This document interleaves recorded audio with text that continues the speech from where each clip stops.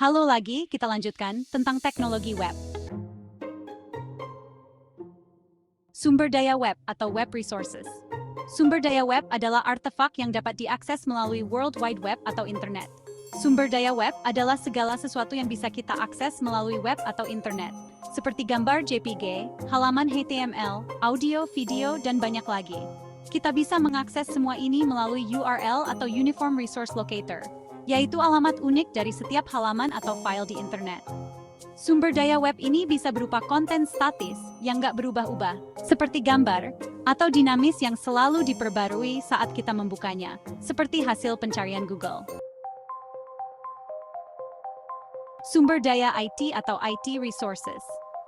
Sumber daya IT dalam konteks komputasi awan mengacu pada artefak fisik atau virtual yang berhubungan dengan teknologi informasi. Sumber daya IT di cloud computing mencakup perangkat fisik dan virtual yang digunakan untuk mendukung teknologi informasi. Di dalamnya ada perangkat keras seperti server, CPU, RAM, dan perangkat lunak yang berjalan di atasnya.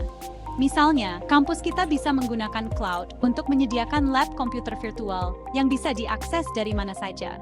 Jadi, sumber daya IT adalah komponen penting yang memungkinkan aplikasi di cloud berfungsi. Komponen web atau web components. Komponen web adalah elemen-elemen utama yang bekerja bersama untuk memungkinkan pengguna mengakses informasi di web. Ada beberapa komponen kunci di web, seperti web browser, web server, internet, URL, HTML, HTTP, dan XML. Bayangkan kita mau mencari bahan tugas di Google. Pertama, kita buka web browser seperti Chrome atau Firefox. Browser adalah aplikasi yang digunakan untuk menampilkan dan berinteraksi dengan konten web. Saat kita masukkan URL Google, browser mengirim permintaan HTTP ke web server Google yang menyimpan halaman web yang kita minta. HTTP atau Hypertext Transfer Protocol adalah aturan untuk komunikasi data antara browser dan server. Setelah server menerima permintaan, dia mengirim balik halaman web dalam bentuk HTML, Hypertext Markup Language, yang membentuk struktur halaman web. Selain HTML, ada XML, Extensible Markup Language, yang digunakan untuk menyimpan dan mentransfer data, namun tidak ditampilkan langsung ke pengguna. Aplikasi web adalah perangkat lunak atau program komputer yang diakses dan digunakan melalui web browser.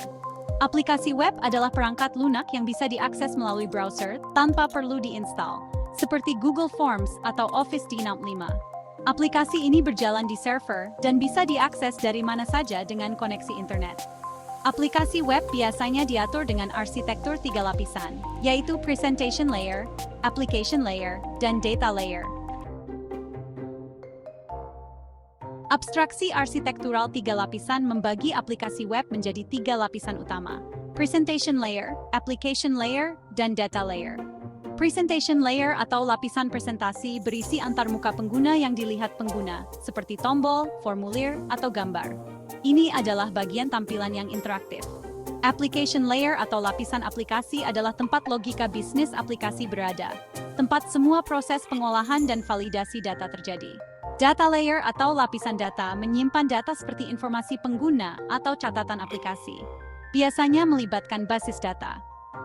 Arsitektur ini membuat aplikasi lebih modular, artinya setiap lapisan bisa diperbaiki tanpa mengganggu lapisan lainnya. Cloud computing adalah model untuk mengelola sumber daya IT yang memungkinkan akses dan penggunaan sumber daya komputasi melalui internet. Cloud computing memungkinkan kita menggunakan sumber daya IT seperti server atau penyimpanan tanpa perlu punya fisiknya. Berikut beberapa manfaatnya. Infrastruktur skalabilitas. Saat pengguna bertambah, cloud memungkinkan kita menambah kapasitas sesuai kebutuhan tanpa investasi perangkat keras baru. Penghematan biaya, hanya bayar sesuai penggunaan tanpa perlu membeli perangkat keras. Akses global. Selama ada koneksi internet, aplikasi berbasis cloud bisa diakses dari mana saja. Kemudahan manajemen. Cloud memiliki fitur pemantauan dan manajemen otomatis, jadi kita nggak perlu khawatir soal pemeliharaan server.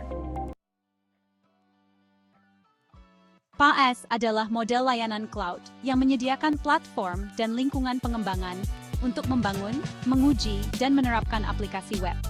Lingkungan pengembangan terkelola. PaaS menyediakan lingkungan pengembangan yang sudah siap pakai, lengkap dengan bahasa pemrograman, alat pengembangan, basis data, dan infrastruktur yang dibutuhkan untuk membangun aplikasi web. Pengembang tidak perlu khawatir dengan administrasi server atau perangkat keras, jadi mereka bisa lebih fokus pada pembuatan aplikasi. Skalabilitas otomatis. Salah satu keuntungan besar dari PaaS adalah fitur skalabilitas otomatisnya. Saat ada peningkatan permintaan pengguna atau jumlah lalu lintas yang tinggi, sistem PaaS bisa menambah kapasitas secara otomatis, sehingga memastikan aplikasi tetap berjalan dengan baik tanpa hambatan. Pengelolaan layanan terpusat. PaaS menyediakan pusat kontrol yang memudahkan pengelolaan aplikasi web, termasuk pemantauan kinerja, pembaruan perangkat lunak, dan manajemen basis data. Semua ini bisa dilakukan melalui antarmuka web yang user-friendly, membuat pemeliharaan jadi lebih efisien. Pembaruan mudah. Dengan PaaS, pengembang dapat melakukan pembaruan aplikasi dengan mudah tanpa perlu mematikan sistem atau mengganggu infrastruktur yang sudah berjalan. Ini sangat membantu dalam mengurangi downtime dan memastikan aplikasi selalu up-to-date dengan risiko minimal. PaaS mempermudah pengembang mengembangkan aplikasi tanpa perlu khawatir dengan konfigurasi infrastruktur yang kompleks. Baik, teman-teman, kita sudah membahas berbagai teknologi web, mulai dari sumber daya web, komponen web, aplikasi web, hingga arsitektur 3 lapisan, yang membuat aplikasi web lebih modular. Semua konsep ini berhubungan erat dengan konsep cloud computing, yang memungkinkan menjalankan aplikasi dan mengakses data tanpa perlu perangkat fisik yang kompleks. Nah, ingat ya, ketika kita bicara tentang layanan cloud seperti PaaS atau Platform as a Service, ini adalah langkah lebih lanjut dari teknologi web. Cloud bukan hanya tentang penyimpanan data, tapi juga menyediakan lingkungan pengembangan yang fleksibel dan terukur. Misalnya, kalian bisa mengembangkan dan menjalankan aplikasi langsung dari cloud, yang otomatis dikelola dan bisa diakses dari mana saja. Semua ini bikin cloud computing jadi sangat relevan buat masa depan teknologi informasi, termasuk di dunia pendidikan, bisnis, bahkan keseharian kita. Jadi, makin dalam kita paham tentang web technology, makin siap kita menggunakan cloud computing untuk berinovasi, membuat solusi, dan menghadapi tantangan teknologi yang terus berkembang. Semangat dan sampai jumpa di materi berikutnya.